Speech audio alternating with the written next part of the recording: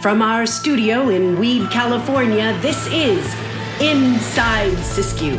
Real news, real people, real close. With anchor Shareen Strauss, Sheriff Jeremiah LaRue, and SisQ Reviews with Becca Rowell. Hello, Siskiyou County. I'm Shareen Strauss, and this is your news for March 5th, 2021. Siskiyou County supervisors needed a 4 out of 5 vote to place a moratorium on vacation rentals to help with the county's current housing shortage. With only a 3 out of 5 vote at their Tuesday meeting, the moratorium did not pass. Google has identified a severe security flaw in their Google Chrome browser. Don't worry, they have a fix in their latest Chrome release.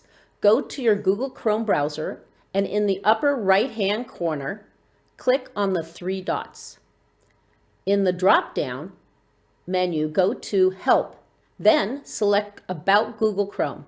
This will automatically check and/or restart your new updates in your browser. News from Dunsmuir. As a follow-up story to the U.S. bank closure on Dunsmuir Avenue, it has been confirmed that the ATM will remain open after the bank's closure on May 10th. News from McLeod.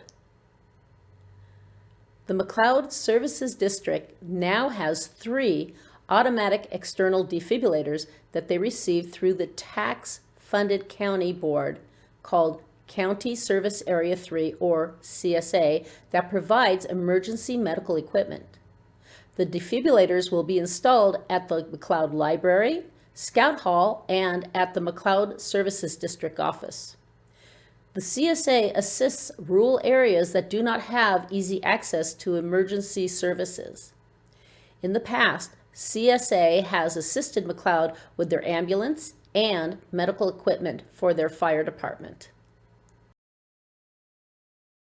News from Mount Shasta. The Mount Shasta Rotary Club presented Great Northern Services with a foundation grant of $2,000 for their senior nutrition program, South Siskiyou Meals on Wheels. The 72-year-old service organization, Mount Shasta Rotary, not only supports local communities in Siskiyou County, but has programs like Save the Rain, which helps people around the world bring fresh water to 126,000 people in Tanzania.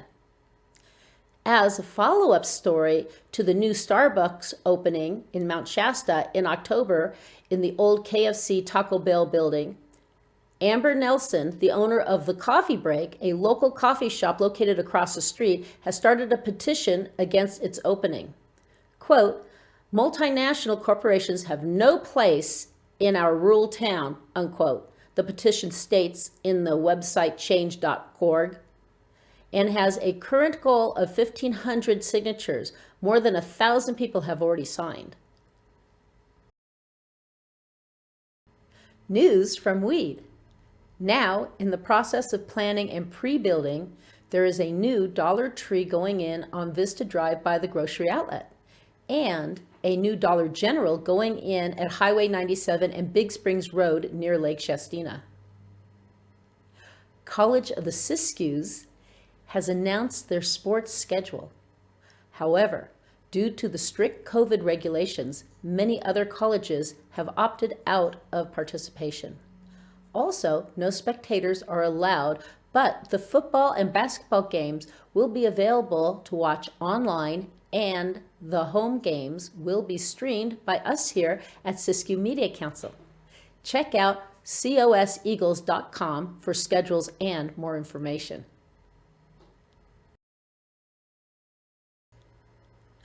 News from Montague.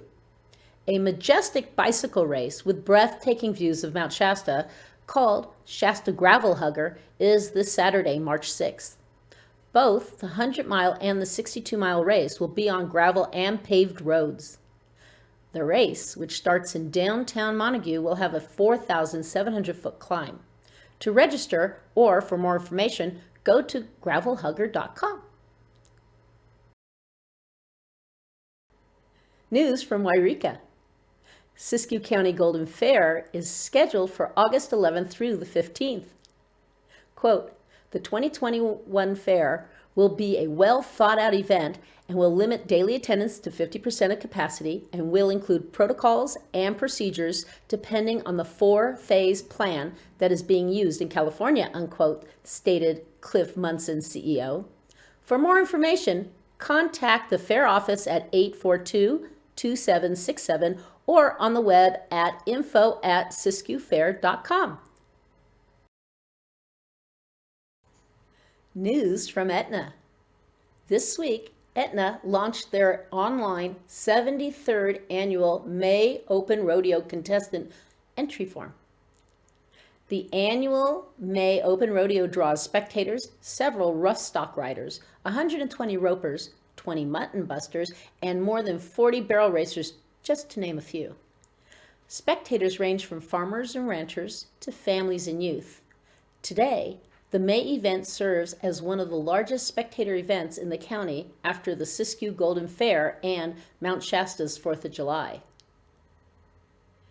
Contestants can register and pay for events online through Friday, April 16th for the Open Rodeo on Sunday, May 2nd, 2021.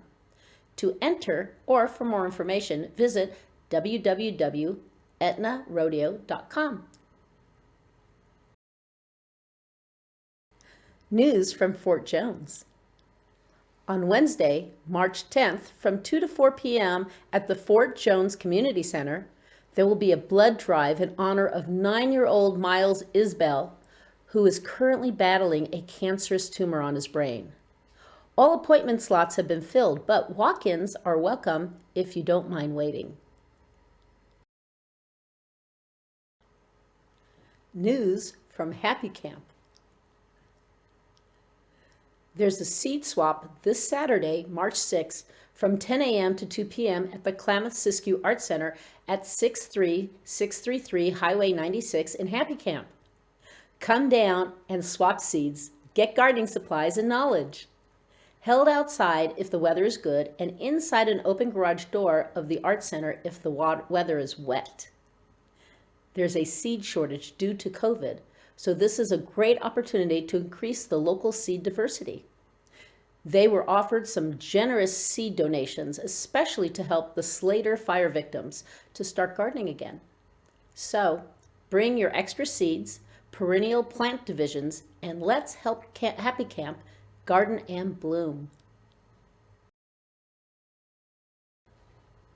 News from Hornbrook.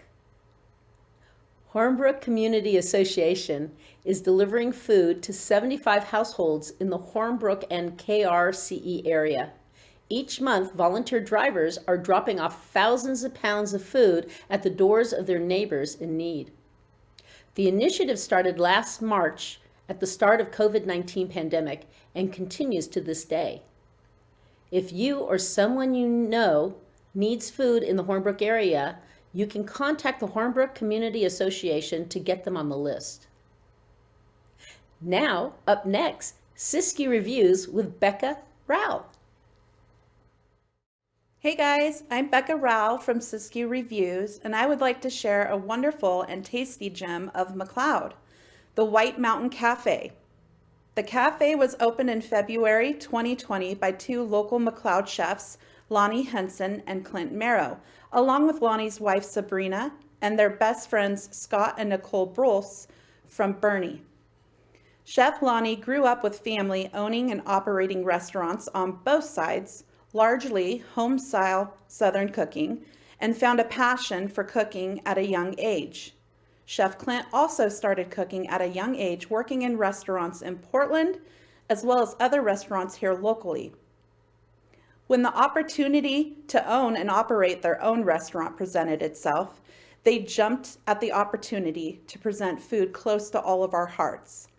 Everything is scratch made, including the breakfast sausage, which they process on site, biscuits that are baked every day, gravy, hand-dredged buttermilk fried chicken, and all their sauces. The cafe being entirely owner-operated, they say it's a lot of work, but it's their passion and they prefer to present a quality product. The food offered at the White Mountain Cafe in McLeod, which is located in the McLeod Mercantile, is mostly classic American, but with an eye for technique and Southern comfort flavors. Some of the local favorites are the Coralina chicken sandwich, the chicken and waffles, and those homemade biscuits and gravy. I got to taste all of those dishes and more, and let me tell you, it left me wanting to plan another visit really soon. So take that beautiful drive down Highway 89 and check this place out. Next week, I'll be spotlighting our new pizza and barbecue joint in Wairika called Smoked Tomato Pie. See you guys next week. And don't forget, eat local. Hello, Siskiyou County. This is Sheriff LaRue with your weekly Sheriff's Report. I want to talk to you about etiquette when calling and reporting emergencies to dispatch. If you call 911, you're likely to speak with a dispatcher who's going to ask you a bunch of different questions. The first being if it's a medical emergency or if you're reporting a crime. That's important to us so we can get medical to your location or law enforcement as fast as possible. Dispatch is going to ask you questions like who you are, what you're reporting, and what might have occurred. What's really important to us is that you remain as calm as possible and try to answer as many questions as our dispatchers ask you. I know it can be frustrating, and I've listened to those calls where it seems very frustrating that our dispatchers are asking lots of different questions. But there's a reason for that. We need to get as much information as we can because there's a chance that we might get disconnected from you and not be able to reach you again. So again, if you could provide as much information to us as possible, we would sincerely appreciate that. So try to remain calm. Give us your name, maybe a callback number, what crime you're reporting, and try to be calm and remain that way through the entire conversation. So again, those are some tips to help you when you call 911 and report either a medical emergency or a crime. So until next week, have a great weekend. My name is Autie Carlisle.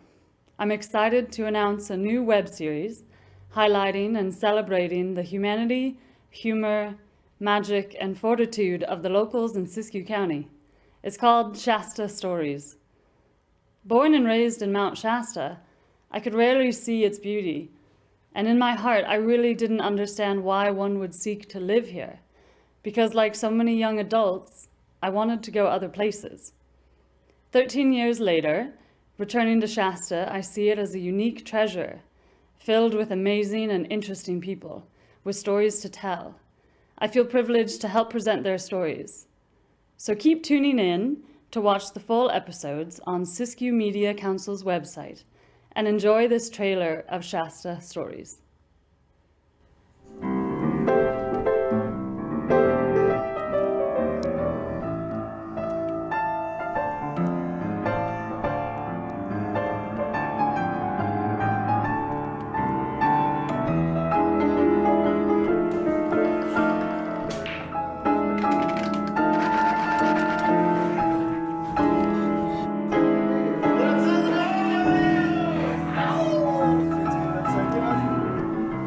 Waded over there like a shark coming in for prey.